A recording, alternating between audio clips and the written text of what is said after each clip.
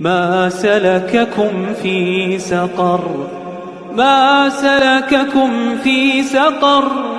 قالوا لم نك من المصلين ولم نك نطعم المسكين وكنا نخوض مع الخائضين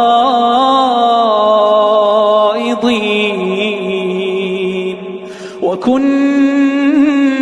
نكذب بيوم الدين حتى أتانا اليقين فما تنفعهم شفاعة الشافعين فما لهم عن التذكرة معرضين